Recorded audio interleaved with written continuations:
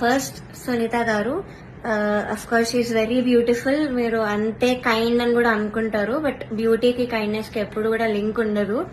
So okay, మీరు observe చేయండి, first episode నుంచి కూడా ప్రతిసారి నేను స్టేజ్ మీదకి వచ్చిన ప్రతిసారి వాడు ఒక ఫేస్ ఇస్తాడు. అది ఎవ్వరికి పెట్టరు ఆ ఫేస్, బట్ ఓన్లీ నాకు ఆ డిస్గస్టెడ్ లుక్ పెడతారు ఫేస్ మీద. ఇది యాక్చువల్లీ చాలా మంది వెల్ విషర్స్, నా ఫ్యాన్ పేజెస్ అందరూ కూడా నన్ను అడిగారు, కాబట్టి నేను స్క్రీన్ షాట్స్ పెడతాను. ఇది ఎందుకు ఇలా did something happen beyond the screen, ఏమైనా అయ్యిందా మీ ఇద్దరికి, లేకపోతే ఏమైనా గొడవ అయిందా అని ఇలా చాలా మంది అడిగారు, ఎందుకు ఆవిడ అలా ఫేస్ పెడుతున్నారు మీరు రాగానే అని. సో కానీ నేను చాలా డిఫరెంట్ చేయడానికి ట్రై చేశాను, బికాస్ నాకు అప్పుడు తెలీదు, నేను ఏదో అలా ఆలోచిస్తున్నాను, వీళ్ళందరూ అలా ఆలోచిస్తున్నారేమో అనుకున్నాను, నాకు తెలియదు అప్పట్లో, ఐ డెంట్ రియలైజ్. సో నేను డిఫరెంట్ చేశాను కూడా. సో నాకు ఎప్పుడు క్లారిటీ వచ్చిందంటే, అంతరామమయం పాడే ముందు సౌండ్ చెక్ అయ్యేటప్పుడు ఇన్ ఇయర్స్ పెట్టుకున్నాను, అండ్ ఆవిడ దగ్గర ఒక మైక్ ఉంది, అది ఆన్ ఉంది, అది పాపం వాడికి తెలీదు, మైక్ ఆన్ ఉంది, నేను ఇన్ ఇయర్స్ పెట్టుకున్నాను.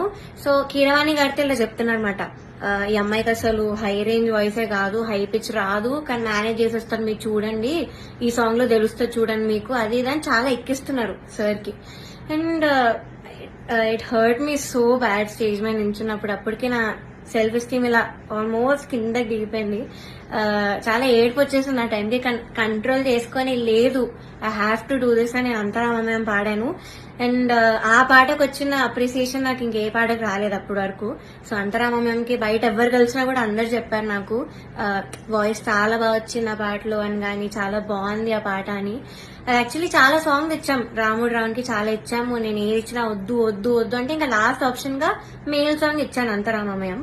సో అదే సెలెక్ట్ చేశారు, and I tried my best, male song అయినా కూడా I gave my best.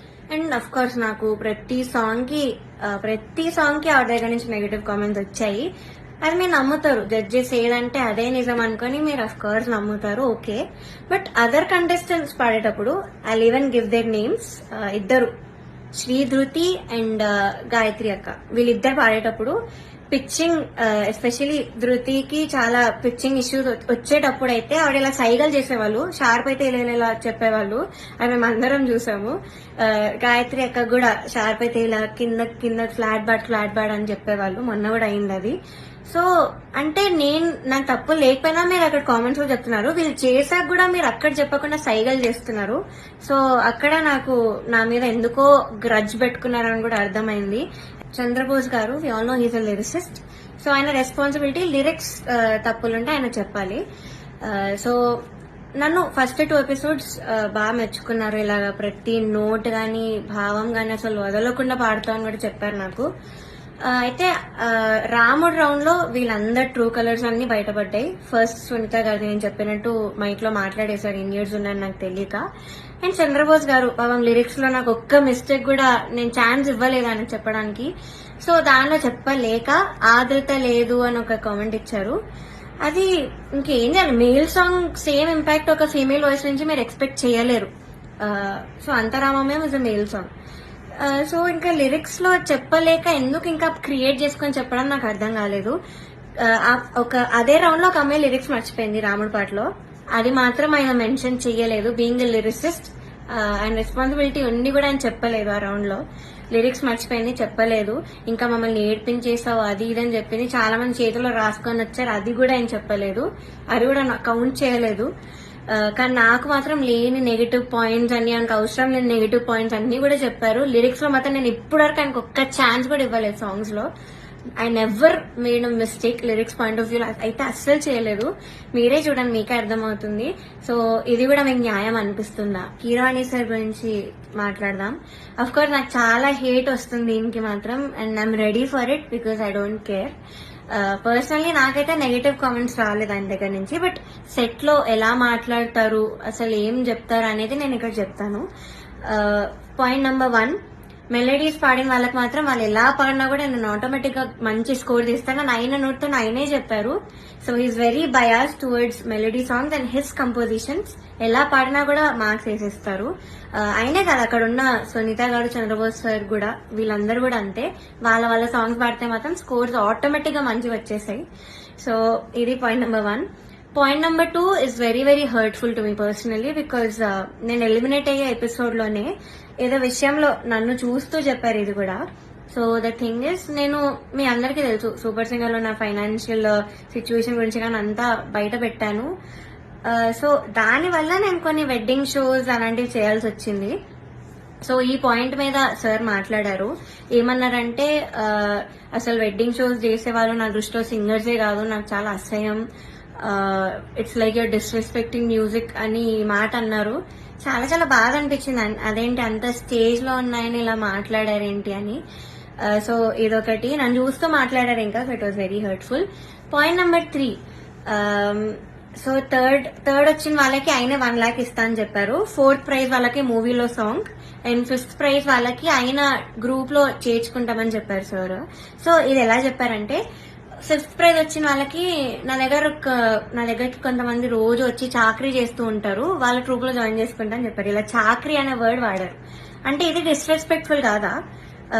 So this was very very bad. అంటే అలా అనకూడదు, సింగర్స్ ఇలా చాకరీ చేసిపోతారు, దానిలో మిమ్మల్ని కూడా జాయిన్ చేసుకుంటారని ఇలా అన్నారు. సో మీకు ఎలా అనిపిస్తుందో ఇంకా మీరు ఆలోచించండి ఒకసారి. డైరెక్టర్ జ్ఞాపిక ప్రొడక్షన్స్ వాళ్ళ అనిల్ గారు అండ్ హిజ్ వైఫ్, వీళ్ళే మెయిన్ అక్కడ అంతా కంట్రోల్ చేసేది, అంతా వెనకాలంతా చేసేది వీళ్ళే. సో ఫస్ట్ పాయింట్ వచ్చేసి సాంగ్ సెలెక్షన్. ఫస్ట్ నేను మీకు చెప్పినట్టు జడ్జెస్ అక్కడ బయాస్డ్. సో కిరాణి సార్ ఏమో మెలడీస్ వాడితే వేసేయడం, ఆయన కంపోజిషన్స్ వాడితే వేసేయడం, చంద్రబోస్ సార్ కూడా అంతే, సునీత గారు కూడా అంతే సేమ్. సో ఇలా తెలిసేసరికి ఒక కంటెస్టెంట్ కి మాత్రం ఓన్లీ వాళ్ళ సాంగ్ దే ఇచ్చారు, మోస్ట్లీ వాళ్ళ సాంగ్ దే ఇచ్చారు ప్రతి రౌండ్ లో. ఇంకో కంటెస్టెంట్ కి ఏమో నీకేం వచ్చో చెప్పు, ఆ సాంగ్ ఇచ్చేస్తామని చెప్పి ఇలా ఇచ్చారు ఒక కంటెస్టెంట్ కి. సెకండ్ పాయింట్, ఆ కంటెస్టెంట్ ఒక రోజు రాలేదు అనేసరికి అంతా షఫుల్ చేసేసి ఎపిసోడ్స్ అని ఏదేదో చేశారు.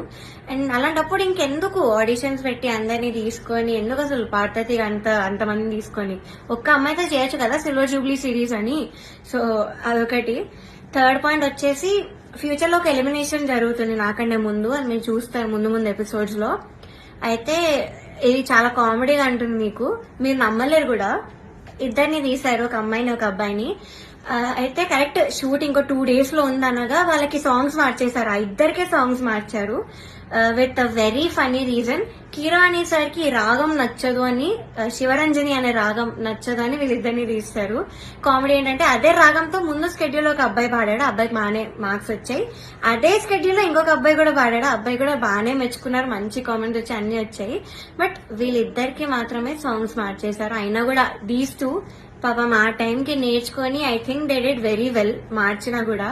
కానీ వాళ్ళనే ఎలిమినేట్ చేశారు యాజ్ ఐ ఎక్స్పెక్ట్. నేను అప్పుడు అనుకున్నా, యాక్చువల్లీ సాంగ్ ఇలా మార్చేసి అంత ఏదేదో చేస్తున్నారో, నేను అప్పుడు అనుకున్నా వీళ్ళిద్దరిని తీసే ఛాన్స్ ఉంది అని. And the thing is, కిరాణి sir రాగం నచ్చకపోతే మరి ఎందుకు చేశారో తెలీదు.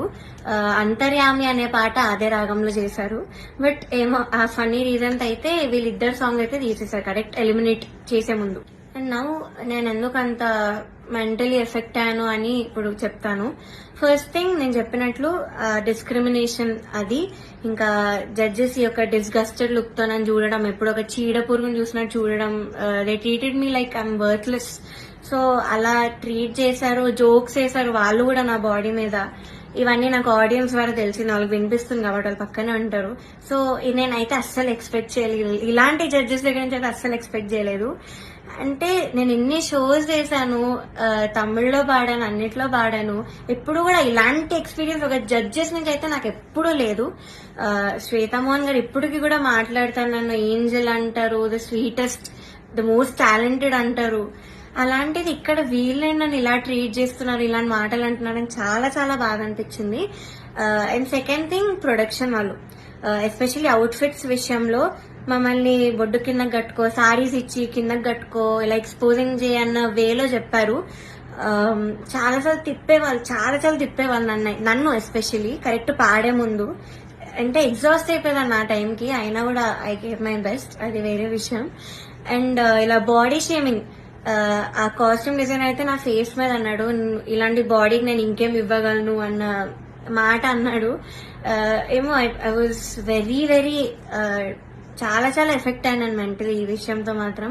సెల్ఫ్ ఎస్టీమ్ కానీ కాన్ఫిడెన్స్ కానీ అంతా లేకుండా పోయింది వీళ్ళనే మాటల వల్ల. అండ్ మీరు ఒకటి గమనించుంటే ఎస్పీబీ సార్ ఉన్నప్పుడు మాత్రం ఇలాంటి కుళ్ళు జోకులు, కామెడీలు, డాన్సులు చేయడం మాత్రం ఎప్పుడూ కూడా లేదు. మీరు ఒక్కసారి అన్ని సీజన్స్ రివైండ్ చేసుకొని చూడండి. నా సీజనే చూడండి 2017 లో. కానీ ఎప్పుడైతే జ్ఞాపిక ప్రొడక్షన్ అనేది వచ్చిందో అప్పటి నుంచి ఇవన్నీ స్టార్ట్ అయ్యాయి. So they the main reason ఈ పార్టతీగా ఇలా అయిపోవడానికి కారణం వాళ్ళే. మమ్మల్ని ఇలా డాన్స్లు వేయమని, అదేవో కుళ్ళు జోకులు చెప్పమని. నేను ముందు చూస్తారు ఇప్పుడు ఎర్రని కొరదని గోపాలలో నేను చాలా డాన్స్ చేశాను. నెక్స్ట్ వచ్చే ఎపిసోడ్ లో కూడా డాన్స్ చేశాను. Because I was forced to dance. So చేశాను. నేను ఇప్పటివరకు అయితే అంత డాన్స్ ఎప్పుడూ చేయలేదు ఏ రియాలిటీ షోలో, కానీ చేశాను. మీరే చూస్తారు. అండ్